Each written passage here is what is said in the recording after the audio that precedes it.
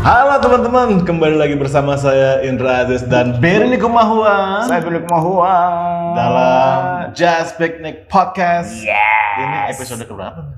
3. Gokil. Akhirnya kita sampai di episode 3. Episode 3. Gue personally nunggu banget sih, Dan. Yes. Karena rasanya banyak banget di isi kepala gue yang pengen gue bahas sama lo. Ungkapkan. Yes. Especially kita kemarin abis gue sih terutama ya. Gue kayak diajakin lo main beberapa kali di dua tempat yang menurut gue anjir keren banget acaranya. Yang audiensnya juga gila, gue kayak audiensnya kayak gini. Audiens yang bener-bener apa ya, appreciate. Yes. Every single thing yang kita mainin, every single thing yang kita kasih ke audiens, bahkan sesi jazz talk aja orang pada appreciate gitu. Iya. Padahal kita ngobrol. I mean, wow, ternyata emang di tempat yang sebenarnya orang harusnya biasanya nggak bisa konsen, tapi mereka malah dengerin dan mereka responsif gitu ya. Coba. Berarti kan orang tuh masih haus sama jazz, Dan? Exactly. Masih sangat haus. Kalau menurut lo gimana? Kita kemarin mungkin bisa ceritain dulu ke teman-teman. Oke. Kemarin kita ngapain? By the way, sebelumnya kita lagi ada seperti biasa di Parco. Ini tehnya Parco di Cinere. Gue lagi minum americano pagi-pagi. Ya sambil kita syuting kita minum yang enak-enak. Jadi kita ngebahas segala sesuatu yang tentang jazz tuh sesuai. Minumannya udah enak, tempatnya enak. Oke, so basically tadi udah diceritain sedikit. Kemarin tuh kita ada 2 event sebenarnya, Ziz ya. Yang sebelumnya kita ada Let the Tavern Be Jazz at Black Pond. Itu udah yang keberapa kali, udah volume yang keempat kalau nggak salah. Sebelumnya paling pertama banget Aziz udah sempat ikutan. Pertama kali banget tuh tahun 2023. Cuma abis itu jadwalnya nggak pernah ketemu. Kita udah bikin 4 volume. Akhirnya kemarin yang keempat berhasil bareng sama Aziz lagi. Dan itu seperti tadi seru ya. Tapi itu kan sifatnya event. Nah kemarin juga event lagi kita bikin di Garden Cove, Cipete. An Evening of Jazz at Garden Cove. Nah itu seru banget karena itu juga sebuah venue yang baru, potensial banget, tempatnya kayaknya cocok buat jazz gitu ya. Dan ternyata seperti yang tadi Aziz bilang, bener-bener semuanya menikmati momen-momen di dalam event itu. Padahal musiknya juga bukan musik yang gampang loh, musik yang boleh dibilang ribet sebenarnya. Ribet, tapi mereka bener-bener mau hadir dan nonton. Bahkan kita kedatangan Tante Margie Segers yang luar biasa banget, merupakan salah satu the first lady of jazz lah di Indonesia. Boleh dibilang. Walaupun dia gak pernah mau ngaku, dia selalu bilang I'm a soul singer. Tapi dia, semua orang udah tahu lah dia sebagai the first lady of jazz. Nah, fenomena kayak gini yang seru ya Ziz ya. Kita bisa bikin event-event yang sporadis, event-event yang sifatnya spontaneous, tiba-tiba bikin jazz dan rame. Kebayang gak sih kalau itu bisa jadi sebuah jazz club gitu di Indonesia? Betul. Padahal ya, 2 tempat tadi yang lo sebut, Black Pond sama Garden Cove, itu kan mereka bukan kayak memang diniatkan sebagai jazz club kan? Bukan. Tapi jazz club. Ketika ada kayak kemarin gini, gue menikmati banget Guernica Quartet, ya kan? Karena gue sebelumnya belum pernah nonton mereka, Guernica. Siapa? Shout, name dropping kita. Name dropping ya. Anak-anak UPH. Oh gitu. Ada Kenny Eliezer, Brandon James and the gang. Kayak yang tadi lo bilang gitu, musiknya mereka juga bukan musik yang gampang ya, sama kutip ya. Yang bahkan mereka buka dengan lagu Sigis Molina ya. Berapa susah gitu kan. Langsung ribet. Tapi lagu pertama aja udah set the mood dan set the audience. Mereka kayak oke, gue udah siap nih menerima what's coming ketika sudden jazz masuk. Tante Margie, lo dateng, kita nge-jam tuh mereka udah siap dengan kuping yang ready. Exactly. So, jadi gimana? Maksud gue, gimana sih kita bikin sebuah event atau sebuah jazz performance menjadi proper dan enak buat yang main dan buat yang nonton band. Pengalaman lo gimana di tempat-tempat jazz gitu? Kalau menurut gue memang dari dulu problem terbesarnya adalah stigma yang ada tentang jazz ya. Stigma? Ya nggak sih? Orang udah berpikir jazz tuh musik yang susah, yang nggak fun, yang ngantuk, boring. Makanya kalau gue pribadi selalu berusaha, ya nggak tahu sih, mungkin karena kita we have those good old days yang dimana kita benar-benar ngerasain serunya vibe jazz. Menurut gue itu yang harus selalu dibalikin gitu, supaya ketika orang nonton jazz tuh mereka ngerti bahwa it's basically a dance music, it's a community music. Itu bukan musik yang lo susah nikmatin, harus nonton kayak orang nonton di opera house gitu. Kalau opera house oke lah, memang lo bener-bener notice tiap note. Tapi kalau jazz tuh there's a fun vibe yang harus selalu di stick to the performance gitu menurut gue. Oke. Nah, menurut gue yang paling penting adalah kita bisa mengubah stigma itu gitu. Salah satu hashtag yang gue suka banget dari Raffi Muhammad, another name dropping. Raffi Muhammad, drummer. Dia selalu bilang jazz tapi party. Iya dong. Itu term yang kita munculin hashtagnya jazz tapi party. Gitu. Oke. Itu kayaknya term yang menurut gua relate banget sama generasi sekarang harusnya. Maksudnya generasi ya millennials masih menikmati jazz, Gen Z yang harus diperkenalkan dengan jazz, bahkan Gen Alpha yang harus diperkenalkan dengan jazz. Nah menurut gue itu yang mungkin sekarang perlu kita galakin supaya pada akhirnya kalau kita one day punya jazz club, kan kita pernah punya nih beberapa jazz club, tapi kan sadly banyak yang nggak bertahan lama kan. Bahkan belum lama ini kita baru dengar Stash the Jazz yang tadinya Fabster baru tutup gitu. So yeah, it's not just a myth gitu bahwa, tapi memang kalau kita nggak pikirin matang-matang seperti itulah kesedihan-kesedihan yang bisa terjadi kan. Kita witnessing begitu banyak ya. Banyak kan tempat-tempat keren yang terpaksa harus tutup gitu. Harus tutup. Tapi gue tertarik banget sama hashtag lo ya. Jazz tapi hashtag Raffi. Tapi gini, gue pernah lihat beberapa foto ya kan di era-era mungkin 50-an kayak gitu. Emang jazz itu tuh treatmentnya kayak party banget. Kayak gue pernah satu foto tuh yang pemain saksofonnya yang gini, terus yang lain-lain dance di dance floor kayak exactly man. Iya kan? Yang terus juga jazz is about community juga gitu. Jadi orang tuh yang bener banget, gue setuju banget yang terus bilang kayak gue pengennya orang masuk ke dalam suatu jazz space gitu, either itu jazz club atau apapun yang kira-kira gue bakal expect ada jazz di sini. Mereka masuk dengan ekspektasi bukan kayak ngerti kan? Exactly. Tapi they want to interact with the energy. Benar. Tapi bener sih, kayak kemarin kita main di Blackboard sama di Green Cove, Garden Cove, itu kita exchanging energi terus, man. Yep. Ya gak sih? Dan itu kan, that's the beauty of jazz yang orang banyak gak tahu. Orang pikir jazz tuh, iya memang ada certain part of jazz music yang memang harus dinikmati karena dia memang complicated, bener-bener nikmatinnya cuma bisa sambil merem gitu.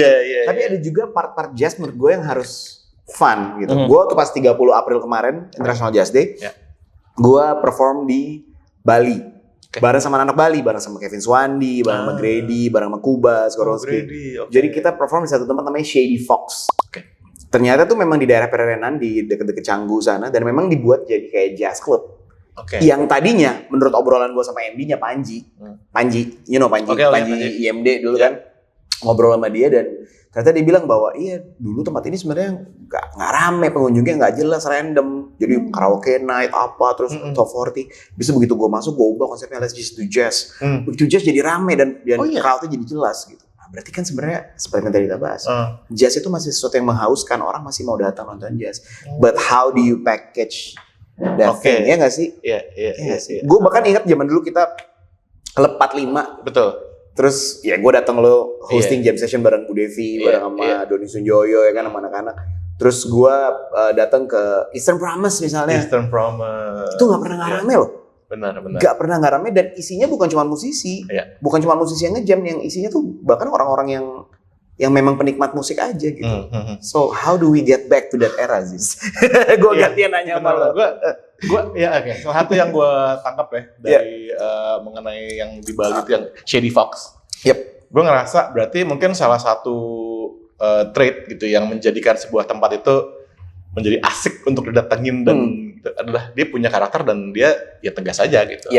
Dia kayak ya gue nggak punya identitas, jadinya orang juga kadang gue datang, kadang gue pergi. Maksud gue dia nggak ada alasan buat gue datang ke sana dan nongkrong di sana gitu, karena dia nggak punya identitas gitu. Tapi begitu sebuah tempat mendeklar bahwa, di tempat gue tuh jazz, jadi punya karakter, jadi orang punya reason untuk datang. Betul sih. Kalau sekarang kita lihat deh, kayak kenyataan yang sesungguhnya ya. Di Jakarta deh, kita ngomong Jakarta karena gue tinggal di Jakarta.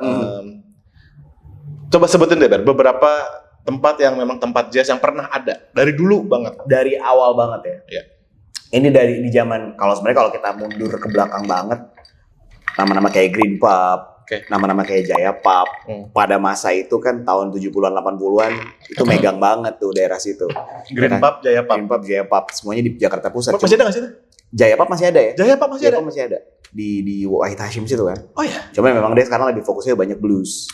Kalau dulu jazznya kenceng di sana dan banyak all these great jazz legends, nama-nama kayak Mung Raharjo ya, Benny Likumahua, Yan Cemanu Sama, semua nama-nama ini semua main di sana gitu. Wow. Tapi kalau setelah itu gue nggak pernah gue jujur nggak pernah ngalamin karena ya gue masih kecil belum boleh masuk kan. Tapi era yang gue alami kan jams. Jams Pub pertama di Panglima Polim, Jakarta Selatan. Sekarang jadi Neo Hotel dekat MRT Blok M. Dulu di situ Jams Pub. Itu yang pertama tahun 94 sampai 99 99, I think. 94 sampai 99. Abis itu pindah tempat ke Aston yang di dekat Atma Jaya. Sudirman. Nah, gue sempat main tuh di situ.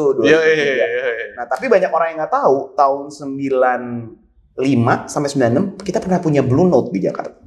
Blue Note ya? Blue Note di Jakarta. Like the real thing? The real thing, Blue Note franchise. Mereka datengin pada masa itu yang gue inget ya, yang pernah datang ke Jakarta adalah Astrud Gilberto. Hah? Yes. Tunggu. Tar. Skip nih. Oke. Jadi Astrud Gilberto pernah sampai di Jakarta, bro. Di Blue Note Jakarta tahun 95. Oh gitu. Abis Astrud Gilberto sempat ada Lou Rawls datang. Lou Rawls? Yes, the great Lou Rawls. Abraham Laboriel, Mike Stern, all these jazz cats pernah datang ke Blue Note Jakarta yang sayangnya cuma 1 tahun. 95 sampai 96 kalau gue nggak salah, inget ya. 1 tahun. Cuma 1 tahun doang. Karena bokap almarhum pernah main di situ. Dan gue pun bisa datang ke situ nonton Abraham Laboriel karena bokap sering main di situ. Jadi biasa punya akses kan. Gue ngerasa kayaknya di dalam episode ini kita akhirnya agak sedikit mengupas masalah manajemen. Ya sih? Karena itu nggak terlepas nggak sih? Benar, setuju banget. Tapi itu oke. So, what makes a jazz club a jazz club? Wow. Gokil kan pertanyaannya? Karena maksud gue terus harus gue yang jawab. Iya. Soalnya kan kayak gitu, kita udah pernah mengalami beberapa tempat-tempat yang jazz club. Bahkan lu juga udah pernah main di berbagai macam jazz club di seluruh dunia kan, Amerika, di Singapura, di berbagai tempat. Nah, what makes a jazz club a jazz club?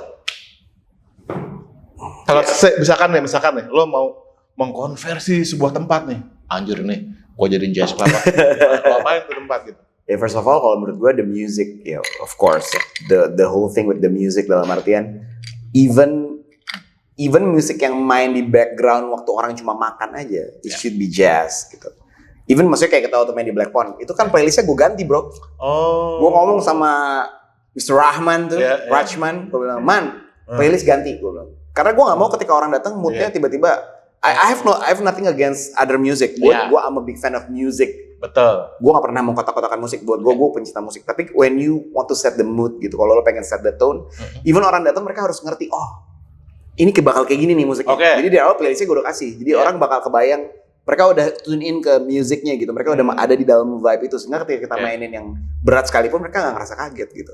Kan jomplang kalau tiba-tiba mereka habis denger U2 gitu, tiba-tiba kita main Manteka gitu. Kayak apaan nih gitu. So menurut gue the ambience of the place itself. Ambience of the place. Iya kan, musik background-nya. termasuk musiknya. Ya kontennya ya kan udah pasti. Kalau menurut gue yang berikutnya adalah dia harus punya sense of community nggak sih? Community. Iya kan? Karena menurut gue gini, yang membuat dulu Blue Note gagal menurut gue ya di Jakarta, the sense of community-nya yang kurang. You know, karena sense of community-nya nggak dapet, karena orang nggak merasa itu rumah, orang nggak merasa bahwa itu satu tempat di mana mereka bisa hang out as a jazz fan gitu. Kalau Jams dulu dapet banget. All these jazz cats dulu nongkrongnya di Jams hampir tiap hari, men. Literally hampir tiap hari. Itu ya, sense of community itu terasa kuat ya? Yes. Tapi apa yang nggak bentuk itu, Ber? Maksud gue kayak, gimana misalkan gue nih, gue punya duit banyak, gue ketemu investor gede. Ziz, yuk bikin jazz club. Kalau gitu gue ingat kata-kata Berry nih, ambience gampang. Gue play, ya kan? Gue play ini playlist, Community. Gimana cara gue bikin sebuah tempat tuh bisa ngebentuk sebuah community? Number one menurut gue, jam session. Kembali ke tradisi. Jazz musicians dipersatukan oleh jam session. Ya enggak? I mean, that's how I come to know you kan. Gue kenal sama Aziz itu karena gue datang nge-jam. Di Club 45. Kalau enggak gue gak akan kenal dia gitu. Gue kenal karena gue datang nge-jam. Gue kenal Nikita Dompas di nge-jam. Gue kenal Dion Janapria di nge-jam. All this friends of mine, networking di jazz tuh gue kenal dari jam session. So menurut gue, to get that sense of community, jam session is a must. Iya sih? I mean that's how, even Red White Lounge, that's how it all started kan. Waktu kita tahun 2010-an, ingat gak sih? 2010 sampai 2014 kita punya, 2011 sampai 2014 kita punya Red White Lounge. Dimulai dari jam session setiap Jumat di inline tempatnya masih Indra Lesmana Membahon. Itu ada beberapa videonya di channel. Ada, iya kan. Dan karena jam session itu kita ngumpul, kita jadi pede. Kita udah kuat nih as a community. Coba kita bawa ke tempat lain. Waktu kita bawa, bertahannya di situ. Nah, tapi menurut gua ada poin ketiga yang orang suka lupa. Apa tuh? The business side.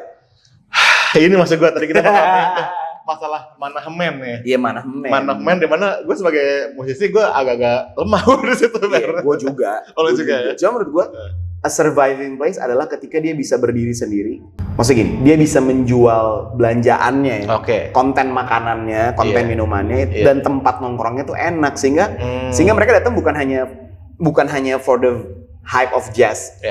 Maksudnya it goes hand in hand gitu. Mereka harus barengan jalan menurut gue ya.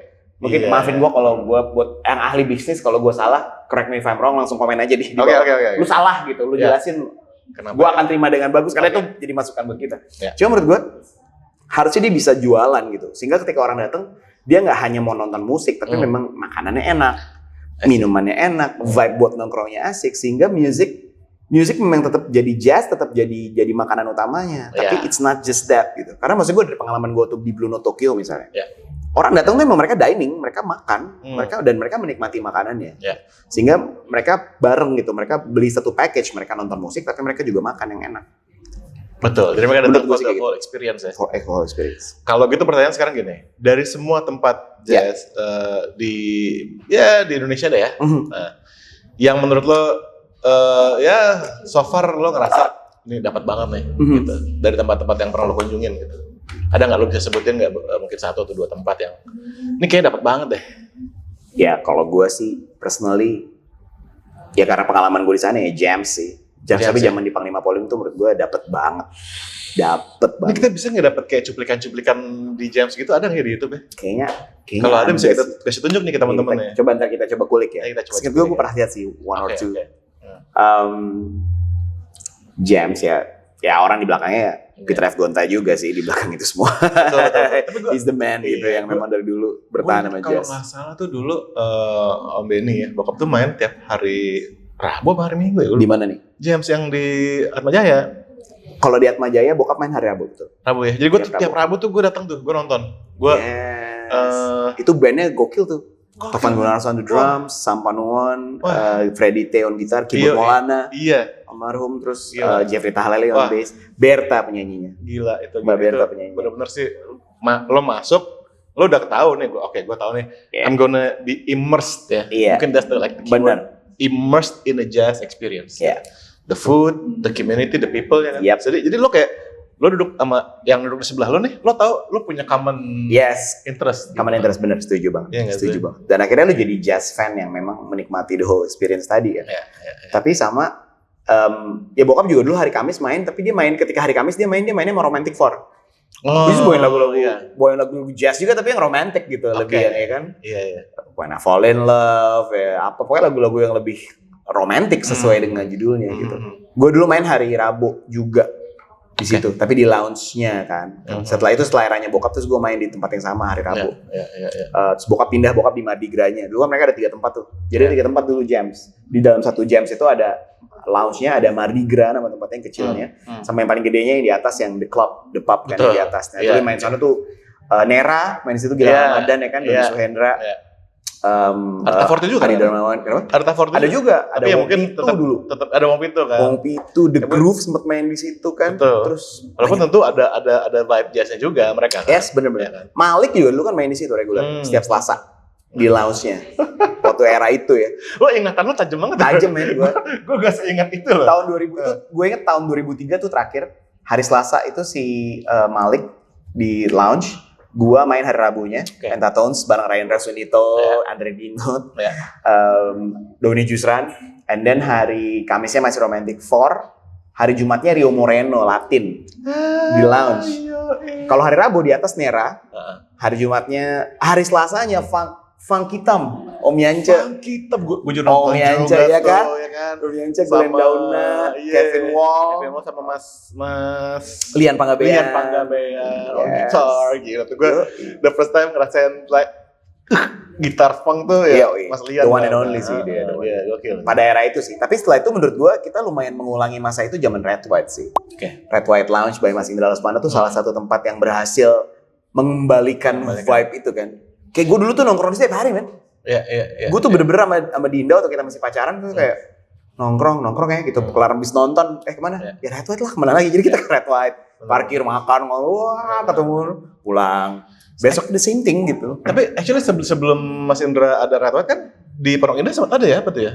Mas Indra juga kayaknya enggak, tapi kayak it's like the same concept. Tapi dipindahin waktu itu ke Kemang akhirnya. Mungkin tempatnya Mas Indra lebih cocok apa gimana gitu. Iya, waktu di Pondok Indah itu kan cuma one time sebenarnya. Oh iya, event doang. We have that. Oh iya. Waktu itu kan LLW sebenarnya, cuman benar. belum jadi LLW, kita namanya mostly jazz. Iya. Waktu itu kan mostly jazz apa gitu, tapi itu tempatnya dulu Bass Cafe dulu sebenarnya kan. Iya. Sekarang ganti jadi Zep. Iya, menologi begitu. Kayak dokter kulit. Jadi dokter kulit gitu deh teman. Oke. Dulu apa itu? Oke, gue mau cerita sedikit nih Bar, mengenai pengalaman gue main. Ya gue ngerasa gue tuh di hire sama tempat ini sebagai emang musisi jazz gitu ya. Gue sama teman-teman main ya untuk dapetin jazz. Cuman beberapa tempat tuh nggak mau komit, ngerti nggak sih kayak? Ya, gue mainnya jazz lo udah hire gue kan. Tapi kalau gue main jazz gitu, terus dikasih masukan sama manajernya untuk lebih nggak jazz, nanti nggak sih maksudnya? Iya. Gue juga ngalamin itu, belum lama lagi. Menurut gue kalau tempat kayak gitu kembali ke yang poin kita awal, jadi nggak konsisten dong, jadi nggak berkarakter dong. Benar. Problemnya di komitmen sih. Bener, iya nggak sih? Problemnya selalu di komitmen. Misalkan entah itu dengan mereka pengennya lebih friendly buat general audience. Padahal menurut gue jazz juga friendly buat general audience kok gitu. Asal kita dikasih kesempatan. Karena gini, kalau misalkan dari awal nih, misalnya gue sebagai audience ya, orang awam ya, gue masuk ke sebuah tempat nih, gue lihat ada yang main saxophone, misalnya piano akustik kayak gitu, gue udah tahu what to expect. Exactly. I won't mind ketika mereka main musik mereka. Iya dong. Ya nggak sih, maksud gue kalau gue jadi manajer tempatnya sih, gue nggak akan semerta-merta gue ngatur-ngatur yang main. Kalau gue pribadi teman-teman ya. Gue juga ngalamin itu belum lama. Oh iya? Iya dong. Ceritain. Gak usah sebut tempatnya ya. Nggak sebut. Awalnya gitu kan. Kita bikin jazz di sini pokoknya biar seru community-nya. Waktu itu awalnya masih sepi gitu kan. Terus gue bikin, mulai rame nih, mulai datang komunitas, sudah mulai terbentuk crowd-nya. Mulai deh tuh masukan. Boleh nggak dibikin lebih gini? Mulai. Boleh nggak bajunya mungkin lebih rapi? Gue udah kayak boleh nggak kalau gini? Boleh nggak kayak gitu. Waktu awal sedap banget. Pokoknya nih jadi tempat komunitas gitu kan.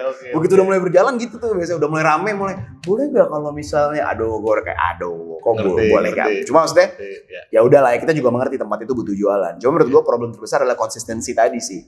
Karena once kita izinin yang di luar dari yang kita sudah siapin di awal, misalnya kita ngomong jazz nih, kita selipin yang ngepop gitu ya, tanda kutip, kita nggak punya masalah loh sama musiknya sendiri. Tapi begitu itu terjadi, pasti orang akan mulai ngerasa kayak, kok jadi gini? Akhirnya lu kehilangan penggemar loyalnya jazz. Padahal udah di awal udah terbentuk. Dan akhirnya ketika itu terjadi, gue pribadi langsung ya udah, berarti kita udah we go our separate ways lah, udah nggak cocok gitu. Oke. Nah sekarang saatnya kita mau rada-rada kurang enak nih. Terus apa yang bikin rata-rata ya tempat jazz itu nggak bertahan lama? Gitu. Kalau menurut pengamatan lo deh, gue pernah main di beberapa tempat kan, gitu, yang mana akhirnya ya nggak bertahan lama gitu. What's the problem sih sebetulnya? Apakah gue ngerasa kayaknya nggak adil kalau kita menyalahkan audience, menyalahkan tamu kan? Ya kan? Jadi apa dong? Gitu. Dan how kita bisa memperbaikinya gitu?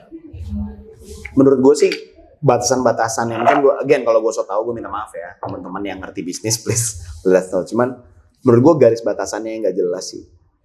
Kayak once we have this sense of community, biasanya musisi jadi terlalu nyaman, akhirnya dia ngerasa tempat itu punya dia, dan dia akan mulai kehilangan batasan apa yang harus, as simple as gini, kapan lo harus beli minuman, kapan enggak gitu. Kayak ya nggak sih? I mean, let's just be fair.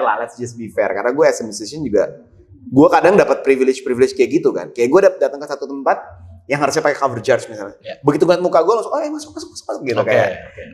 Ya, it's a good thing, it's a privilege buat gue. Tapi kan at the end of the day, the business will suffer gitu. Nah bayangin kalau itu baru gue, belum muka-muka yang lain. So katakanlah satu tempat jazz misalnya rame nih, tapi ternyata dari 20 orang yang ada di situ, yang bayar cuma 3 orang, ya suffer kan. Suffer gitu. Nah menurut gue, it's always about the business side yang harus bisa bertahan, dan menurut gue ya memang nggak gampang sih. Tapi we can, ya nggak tahu, gue juga baru mau coba sih teman-teman. Mudah-mudahan berhasil ya gitu. Tapi ya hopefully kita bisa bikin satu tempat yang bisa dapetin dua unsur itu gitu. Kalau gue boleh mempropos ide gue nih, kayaknya sekalian aja sebuah tempat itu benar-benar make it a big deal gitu. Dalam pengertian gini, misalkan ada katakanlah Guernica gitu, main di sana. Kalau gue jadi venue-nya, I'm gonna make it like the biggest deal ever gitu. Gue promote, like I make the poster really cool. Karena Guernica itu kan cool banget gitu. Jadi gue nggak akan kayak Guernica, gue tulis teks doang terus kayak datang ya.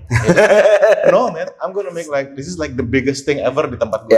Bener. Jadi gue basah kalian. Bener. Menurut gue that's a strategy yang bisa kita coba sih. Yes. Ya sih. So misalnya gini kayak kemarin lah, kan The Garden Cove kan, lo kan ada posternya kan, ada muka-muka kita gitu.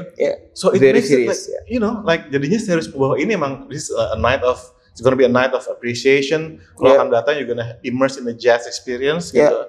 Bukan sekedar kalau makan terus ada background musik, enggak. Benar. Sekalian jadi. Benar. Emang itu harus jadi pertunjukan, it's a showcase. Sebenarnya kan itu yang terjadi waktu kita Red White dulu ya. Benar. Itu kan benar-benar setiap event kita ada posternya, benar-benar dipromote. Sehingga orang ketika datang dia udah tahu, ini bakal jadi sebuah performance yang gokil nih gitu. Dan gue berharap banget sih the next jazz place itu kuat juga di branding media sosialnya kalau menurut gue. Bener, hari gini. Karena ini contoh nih Ben, di TikTok ya, itu geng anak-anak apa sih namanya Societe Harmony itu sering banget muncul di FYP gue. Oh, gue juga sering lihat tuh. Iya kan? Iya. Dan gilanya, likes-nya banyak. Di mana sih tempatnya? Gue bahkan nggak tahu tempatnya di mana. Iya, gue juga belum pernah. Tapi komennya banyak, yang likes banyak gitu maksud gue. Lo itu berarti kan mereka bisa pertama ada ternyata orang yang enjoy the content gitu. Baru bentar, ada makanan mau datang nih. Nih Parko luar biasa banget. Jadi benar-benar dia provide ya kan. Kita makanan mau masuk, si Rahman malah ngalangin, kita mau makan malah dialang-alangin. Waduh, terima kasih ya Mbak. Ini apa nih? Menu apa nih? Teman-teman mesti cobain. Hotdog. Yang ini croissant tuna sandwich. Jadi kalau kalian di Parko, boleh banget nih nyobain makanan-makanan ini. Terima kasih ya Mbak. Thank you. Ini best banget sih. Best banget ya. Nanti kita makannya, nanti kita obrolan, kita wrap up dulu obrolan kita ya kan. Siap. Lanjut sih. Sampai mana tadi kita? Iya. Jadi Societe Harmony tadi. Societe Harmony. Jadi maksud gua dia harus si tempat ini harus benar-benar bisa berbahasa market sekarang. Dan menurut gua jazz itu harusnya bukan musik orang tua doang, men. Exactly. Kita dulu di awal stigma kan. Oh, jazz orang tua, bosan, susah gitu. Kita juga sekarang udah tua kan, tapi kan jadi nggak enak gitu. Pembahasan darah. Sekarang udah tua, tapi kita masih suka jazz gitu. Iya benar. Tapi kan dulu kita pernah muda gitu. Betul. Dan maksudnya next generation harus bisa ngalamin apa yang kita alamin juga kan. Banget. Gue yakin dari apa yang gue perhatiin di media sosial, anak muda gitu mereka haus juga kok sama jazz. Benar. Nah, kadang-kadang mungkin satu yang gue boleh dari gue gitu ya. Kadang-kadang memang ada treatment musisi jazz tuh yang menurut gue terlalu jazz banget. Menurut gue ya. Oke, contohnya gimana? Contohnya, minuman datang lagi. Ini apa? Di Parko nih kita happy banget pokoknya. Makanya kita suka banget syuting di Parko tuh karena ini. Yes. Kita benar-benar syuting yang baik. Thank you. Makasih. Iya, ya sorry ya. Kalau menurut gue kayak gue selalu categorize jazz banget nih. Jazz banget tuh kadang ada unsur kecuekannya, ngerti nggak? Tapi terlalu cueknya sampai yang udahlah gitu, yang kayak akhirnya nggak mikirin bahwa kita harus selalu appeal to the crowd. Kalau kita nggak appeal to the crowd, nggak ada yang nonton musik kita, nggak ada yang beli apapun yang kita mau jual. We're gonna suffer gitu. We're not gonna survive. Ya nggak sih? Kadang-kadang terlalu cuek tadi, nggak mikirin poster, nggak mikirin bajunya, nggak mikirin fotonya. Ya kan, teksnya ngasal. Kalau bikin tulisan fontnya nggak dipikirin gitu. Mungkin karena kita ada background grafis juga kali ya. Jadi emang sebuah tempat itu kalau bisa ya sekalian serius, ngurusin semuanya dengan serius dari visual, dan segala macam, karena jazz again, it's not just about music, it's about community, it's about the experience, the whole experience, the food even. Bahkan kayak kalau perlu, kayak kalau gue punya tempat jazz gitu ya, gue bakal taruh tuh foto-foto the jazz greats, ya kan? Om Benny, fotonya Om Irang, gue taruh tuh foto-fotonya, termasuk foto legendaris kita. Bener, harus. Itu harus, orang datang dia langsung vibe-nya langsung ke situ. Bahkan kalau gue tuh selalu kepengen cita-cita gue dari dulu kalau datang ke Jazz Place tuh di situ jualan album, para artisnya kan, merchandise artis jazz Indonesia, album birunya biar rumah gua. Asik. Jangan lupa dibeli. Promo. Tapi masih keren sih kayak gitu kan. Wah, oke. Kaset-kaset.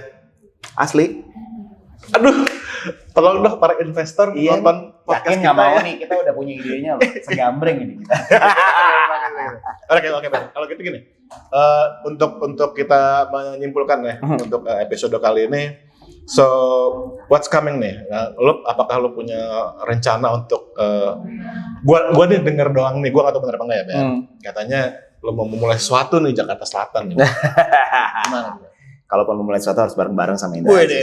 Just Picnic Podcast. Hopefully ya dari Just Picnic Podcast ini kita bisa bikin satu tempat, satu hub lah. Karena kan sana udah butuh banget.